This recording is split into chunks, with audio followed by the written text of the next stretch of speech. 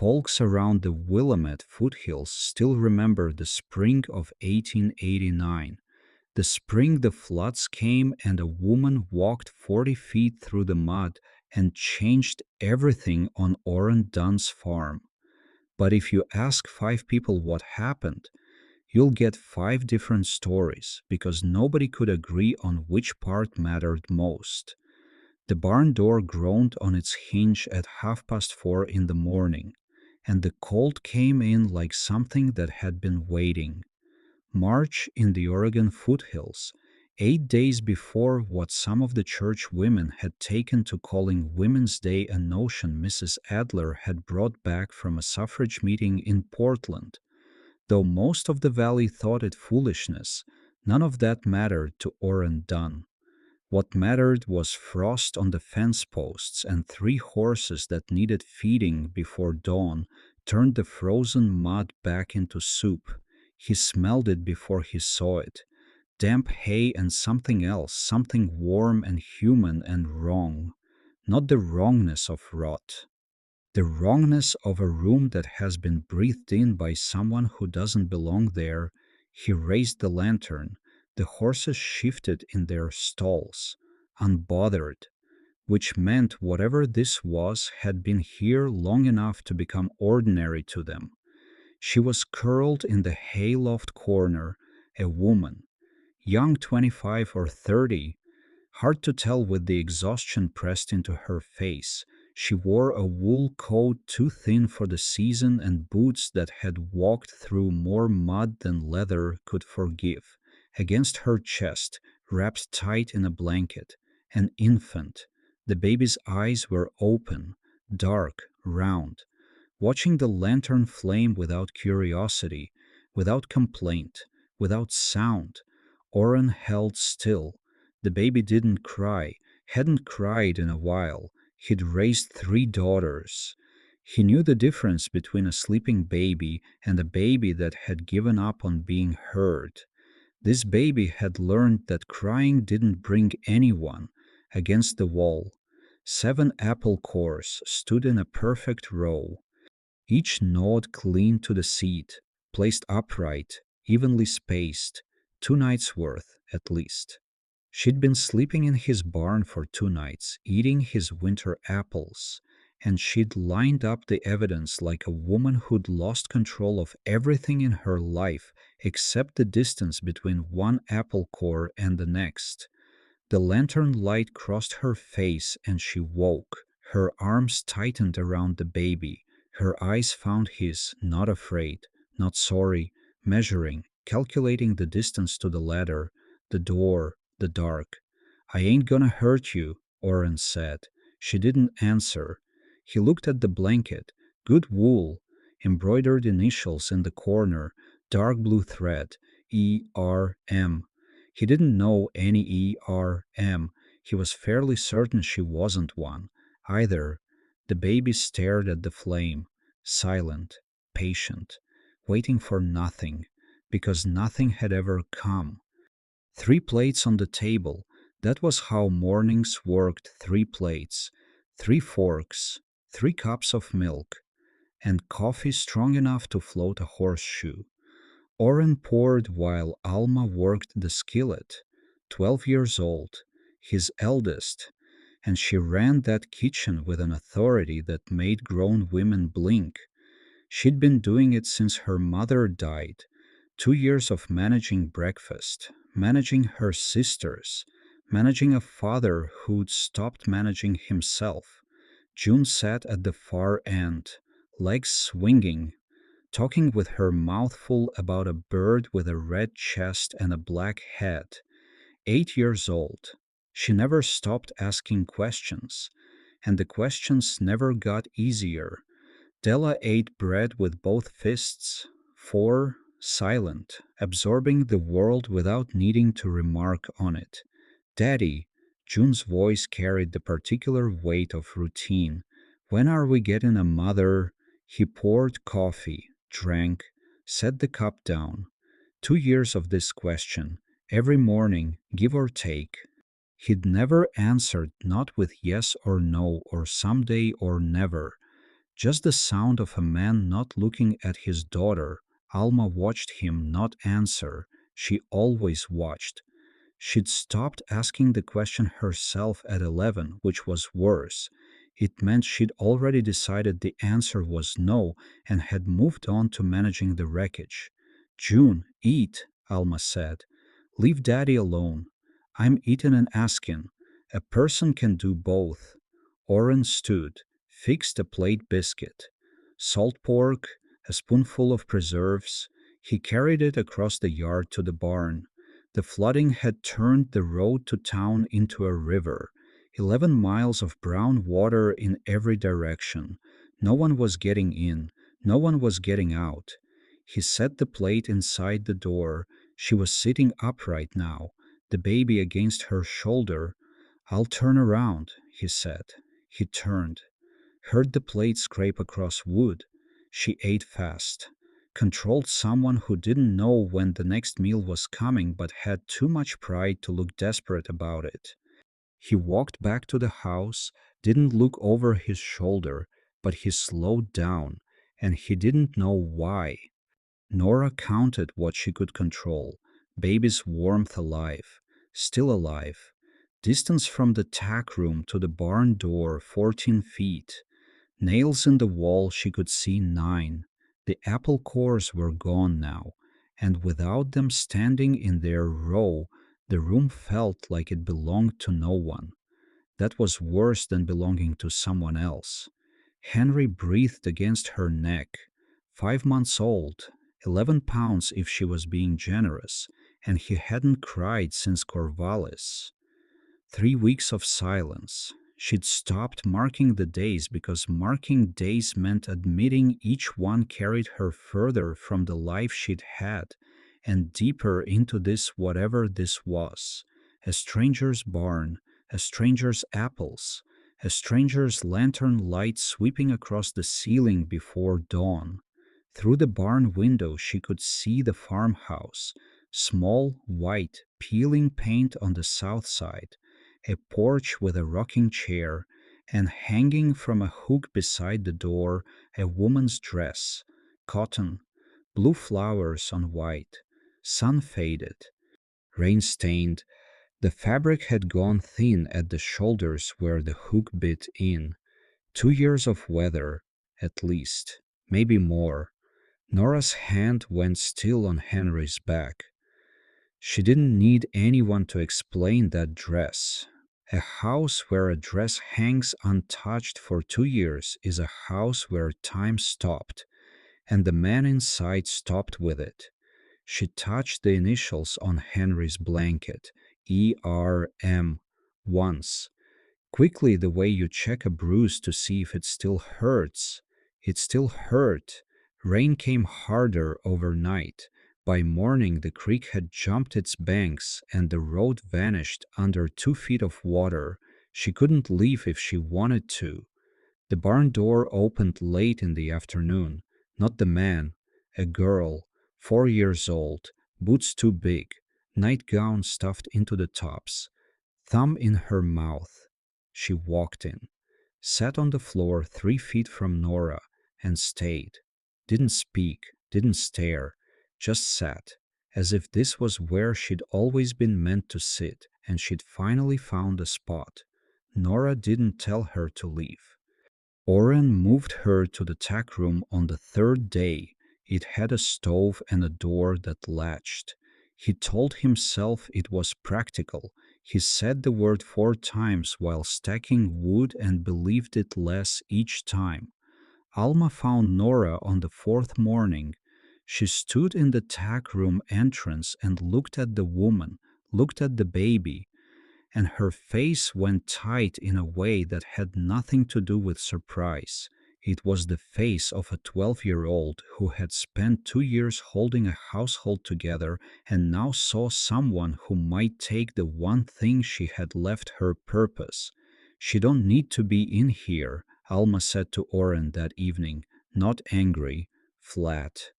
The voice of someone building a wall before it's needed. She's got a baby, Alma. We got a house. She's got a barn. That's how it is. She went to bed without saying good night. Oren sat at the kitchen table and listened to the silence his daughter left behind, and it sounded exactly like his own. The next morning, Nora's milk failed completely. The baby turned his face from her breast and his mouth opened and closed on nothing. And Nora's hands shook for the first time since she'd arrived, not from cold, from the particular terror of a mother whose body has stopped doing the one thing she needs it to do. Oren brought goat's milk. Nora tried a spoon. Henry wouldn't take it. He turned away again and again, his silence growing louder with each refusal. Della appeared at 3 o'clock, as she did every day. She sat on the floor and watched.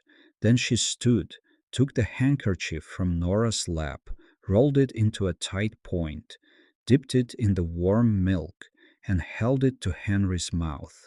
Henry drank. Alma was standing outside the tackroom door. She'd followed Della without anyone noticing. She watched her 4-year-old sister do what no one else could. Her jaw worked once, hard, and she walked away. But that night, without a word, a second blanket appeared on the tackroom floor. Alma's blanket, the one from her own bed.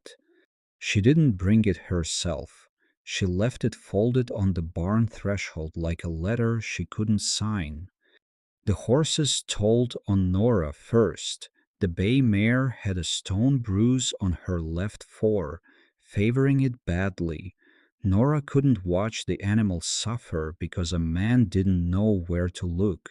She lifted the hoof, cleaned it, packed it with mud and straw, and wrapped it before she realized Oren was standing in the barn aisle watching her hands.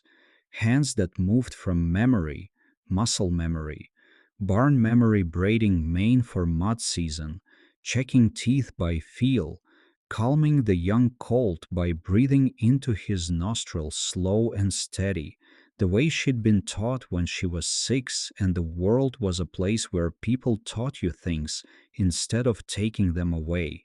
Oren didn't ask, he watched. And the not asking was the kindest thing anyone had done for her in months. Days blurred.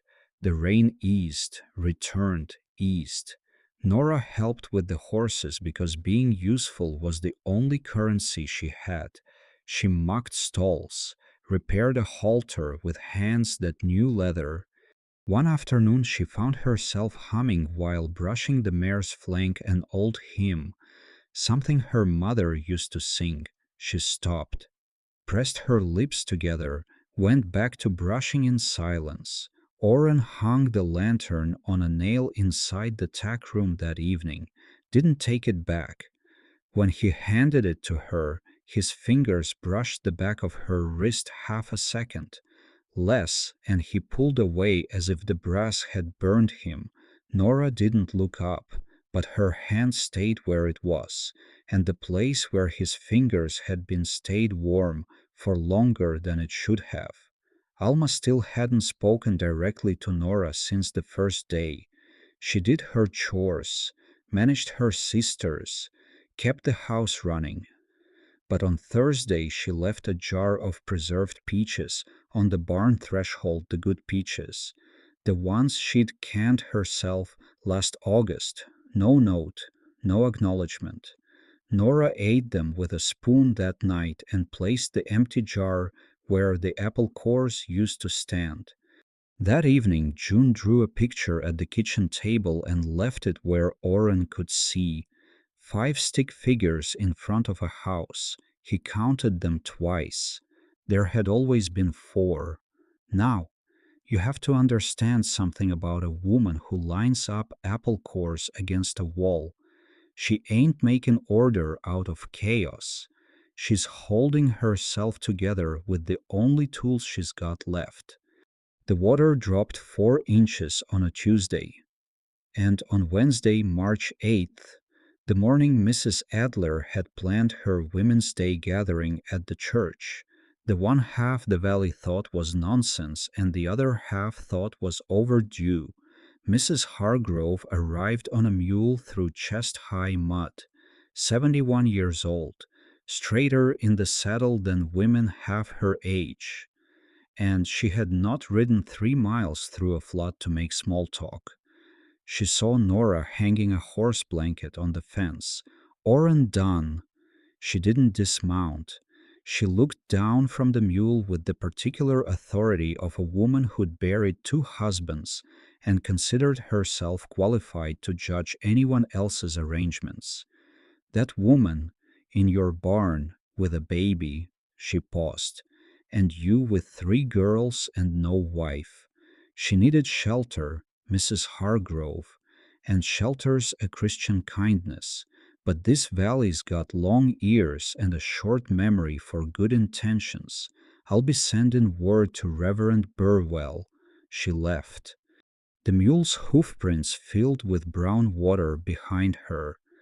That evening, Alma brought Orrin a square of paper.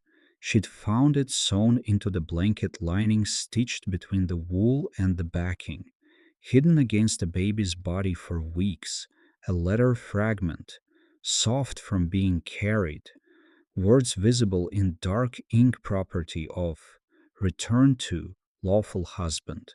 She knows it's there, Alma said quietly. She put it there, ERM, Edward Robert Merritt, the initials on the blanket, the name on the letter, whoever Nora was running from. He had the law folded up and sewn into his own child's blanket. June at supper. Is the barn lady gonna be our mother? Orrin's hand stopped on the coffee cup. He didn't answer, but his hand stopped, and Alma saw it, and something shifted behind her eyes. Not softness, not yet, but the first crack in a wall she'd been building since the morning she found a strange woman in the tack room. Here's the thing about 2 years of silence. It ain't the same as not having an answer. Orrin had one. He'd had one for a while. He just hadn't found the shape of it yet, whether it was a word or a door opening or a door closing. But it was there, somewhere between the mud and the lantern light. It was waiting. That night Nora packed what she had. The tack room looked like no one had ever lived there. She was preparing to disappear quietly, completely, without asking anyone to watch. The fever came at sundown. Henry's skin went from warm to burning in the time it took Nora to cross from the barn to the water trough and back. She pressed her lips to his forehead. 102, 103. She could feel the numbers climbing through the blanket, through her hands, through her chest where he lay. 104. 11 miles to town. No doctor, no medicine, but what a farmhouse pantry held. The rain started again, tapping on the tack room roof like fingers counting down. Orrin came with a basin of cold water, clean rags, a bottle of willow bark tincture. He knelt without asking permission. They worked together cold cloth on the forehead, on the wrists, on the bottoms of feet so small they fit in Orrin's palm. Henry's eyes were glassy. He didn't cry. The silence of a feverish baby is the worst silence there is, because crying means fight and quiet means the fight is leaving. Midnight passed. The rain thickened. The lantern burned on the floor between them, the only warm light left. His name is Henry, Nora said. First thing she'd offered without being asked. That's a good name, quiet. Then, as if the words had been held under water for months and finally broke the surface. He's Edward's son, my husband's. She stopped, started again. He told the town that Henry wasn't his, that I'd been, her voice caught. The pastor believed him, the sheriff, every woman I'd known for 3 years. Another stop. He got the farm, the name, everything. I walked out carrying Henry and the only warm thing I could grab. And it still got his initials because every single thing she didn't finish. She didn't need to. Oren wrung the cloth into the basin. Drip, drip, drip. Ruth, he said, my wife, she died in this barn 2 years ago come April. He pressed the cloth to Henry's forehead. There was blood, a lot of it. I found her in the hay. Same spot you were sleeping that first night. He stopped ringing. I carried her to the house and she died on the kitchen floor, and I ain't walked into this barn after dark since. He looked at the lantern. Until the night I heard you breathing. The space between them was 12 inches and 2 years wide. Neither moved toward the other, but his hand rested on the edge of the blanket and her hand rested 3 inches away. And neither of them moved those hands either. Dawn came gray and slow. The rain stopped. Henry's forehead cooled warm, then normal, then the perfect temperature of a baby who has decided to live. Henry cried. The sound filled the tack room like something resurrected raw, hoarse, furious, a baby's wail, full-throated, demanding. The sound of a child who'd remembered that crying was supposed to bring someone, the sound of someone coming back. Della was on the floor beside Nora. Nobody knew when she'd come in. Her thumb was in her mouth and her other hand wrapped around Nora's fingers, and neither of them was letting go. Alma stood at the tack room entrance. She'd been there how long? Her face was wet. She didn't wipe it. She looked at the baby screaming in Nora's arms, and at her little sister holding Nora's hand, and at her father kneeling on the floor with a cloth in his fist. Then she walked in, sat beside Della, and put her hand on the baby's back.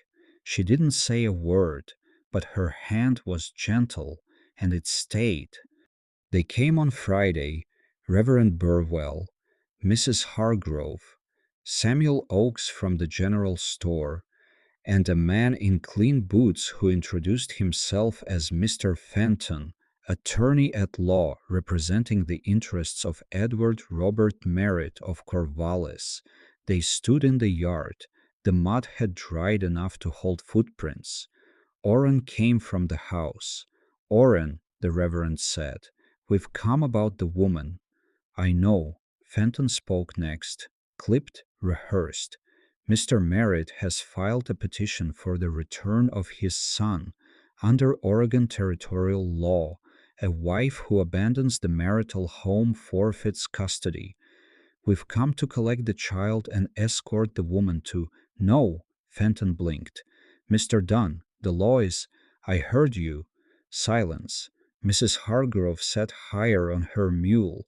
The Reverend adjusted his hat. Samuel Oakes studied his boots as if they held scripture. The woman has no standing, Fenton continued. A wife who leaves. A man who lies about his own child don't got standing either. Oren's voice was level, unhurried. The voice of a man who'd spent 2 years not speaking and had decided that when he finally did, every word would land like a fence post driven into frozen ground. That baby nearly died 3 nights ago, 104 degrees. She sat with him till dawn. She didn't sleep. She didn't eat. She held him against her chest and kept him alive in a barn 11 miles from the nearest doctor. He paused. Where was Mr. Merritt? Fenton opened his mouth, closed it. Orrin turned, walked to the house, opened the front door, not the barn door, the front door, the one that led to the kitchen and the stove, and the table where 3 girls had eaten breakfast every morning for 2 years. He stood in the frame and looked across the yard toward the barn where Nora stood with Henry in her arms. He didn't wave, didn't call. He stood in the open door and let the meaning cross the distance on its own, Nora walked 40 feet through mud, Henry against her chest, awake, watching the world with eyes that had started expecting things. She walked the way a woman walks when she is not being rescued and not being carried and not being given permission. She walked because the door was open and her legs worked and she had decided. She stepped onto the porch. Oren held out his hand. She took it. 1 second, two. Then she stepped through the door. Alma was at the table. 5 plates, 5 forks, 5 cups.